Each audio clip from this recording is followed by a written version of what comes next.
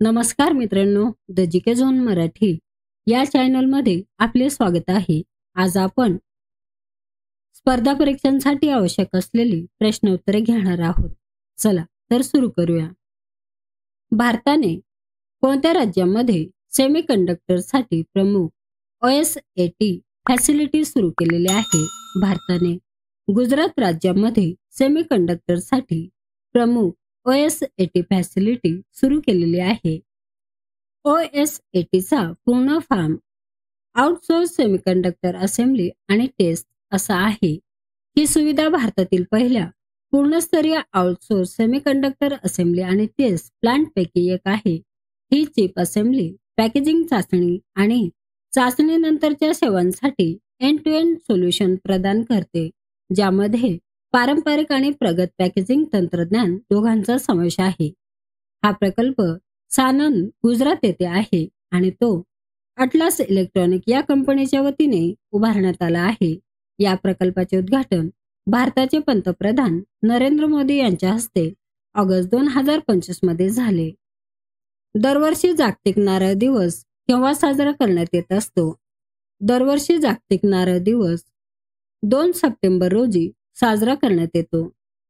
हा दिवस आशिया पॅसिफिक नारळ समुदायाच्या निर्मितीच्या स्मरणार्थ साजरा केला जातो. या दिवसाचा मुख्य उद्देश नारळाच्या महत्त्वाविषयी जागरूकता वाढवणे आणि त्याच्या विविध उपयोगांना प्रोत्साहन देणे हा आहे. तसेच नारळ पीक आणि संबंधित व्यवसायांना प्रोत्साहन देणे या उद्देशाने हा दिवस साजरा करण्यात येतो. 2025 साठी या दिनाची theme uncovering coconuts power inspiring global action अशी आहे. एक्सरसाइज ब्राईट स्टार हा बहुपक्षीय लष्करी सराव कोणत्या देशामध्ये आयोजित केला जात आहे? इजिप्त या देशामध्ये आयोजित केला जात आहे.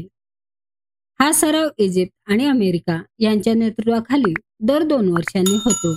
यंदाच्या सरावात भारत पहिल्यांदाच सहभागी झाला आहे. भारतीय हवाई दल आणि भारतीय लष्कराची तुकडी यामध्ये भाग घेत आहे. ही या सरावाची 19वी आवृत्ती आहे आणि इजिप्त हा यजमान देश आहे.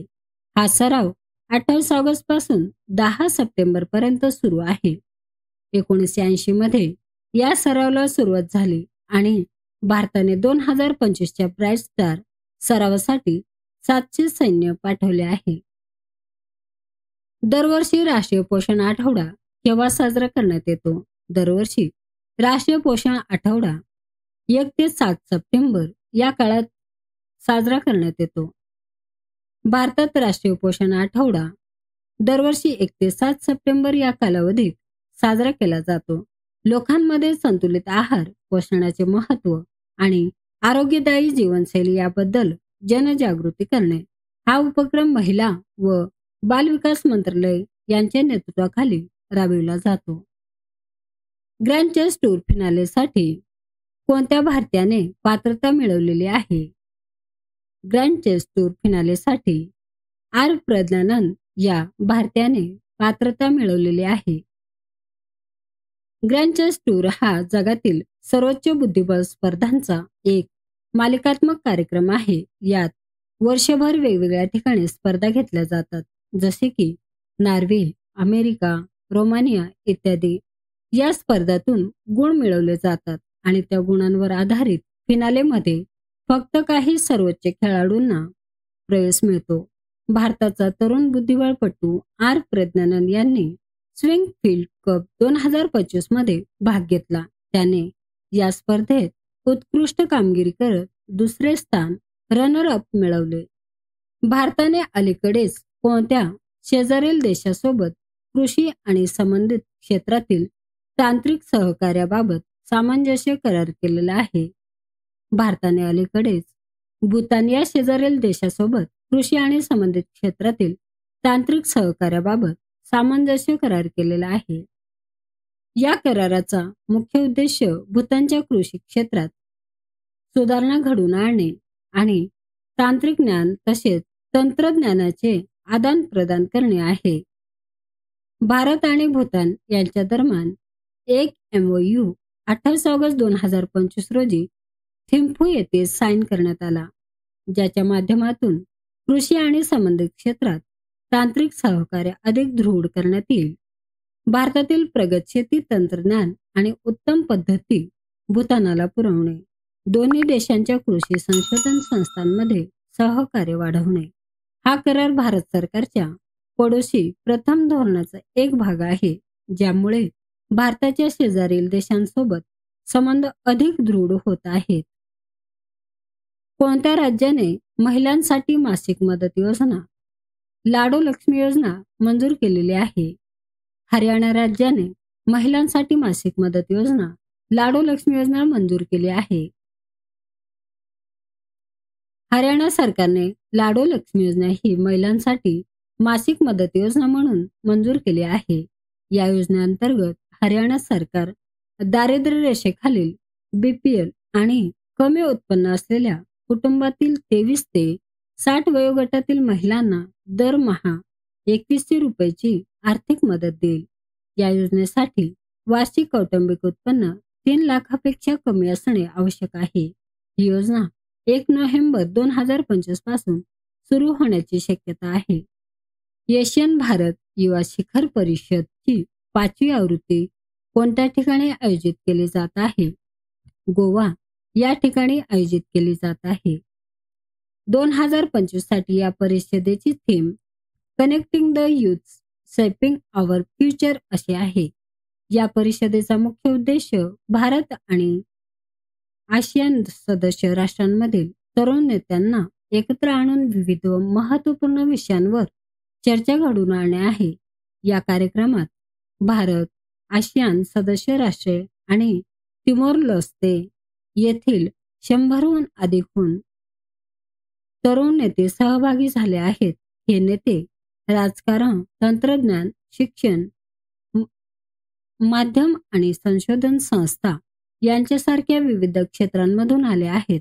2025 हे Asian India year of tourism ASEAN Bharat पर्यटन वर्ष म्हणून साजरे केले जात आहे. कोणत्या राज्याच्या मंत्रिमंडळाने मुख्यमंत्री महिला रोजगार योजनेला मंजुरी दिलेली आहे? बिहार या राज्याच्या मंत्रिमंडळाने मुख्यमंत्री महिला रोजगार योजनेला मंजुरी दिलेली आहे. या योजनेअंतर्गत सुरुवातीला प्रत्येक कुटुंबातील एका महिलेला त्यांच्या आवडीचा व्यवसाय सुरू करण्यासाठी 10,000 रुपये दिले जातील. 6 महिन्यानंतर व्यवसायाच्या प्रगतीचे मूल्यांकन केले जाईल आणि गरजेनुसार 2 लाख रुपयांपर्यंत अतिरिक्त मदत केली जाईल. ही योजना ग्रामीण विकास विभागामार्फत राबवली जाईल आणि पुढील महिन्यापासून म्हणजे सप्टेंबर 2025 पासून महिलांच्या बँक खात्यामध्ये पैसे थेट जमा करण्यास सुरुवात होईल. IECI solar energy corporation of इंडियाचे नवीन व्यवस्थापकीय संचालक MD म्हणून कोणाची नियुक्ती करण्यात आलेली आहे? आकाश त्रिपाठी यांची नियुक्ती करण्यात आलेली आहे. आकाश त्रिपाठी 1998 बॅचचे IAS अधिकारी, मध्य प्रदेश कॅडर, सध्या मंत्रालयातील अतिरिक्त सचिव, मिनिस्ट्री ऑफ पॉवर म्हणून कार्यरत होते. त्यांना SCCI चे MD पद नियुक्त करण्यासाठी केंद्राने मंजुरी केली आहे आणि हा पद अधिकृतपणे ॲडिशनल सेक्रेटरीच्या दर्जात अपग्रेड करण्यात आला आहे.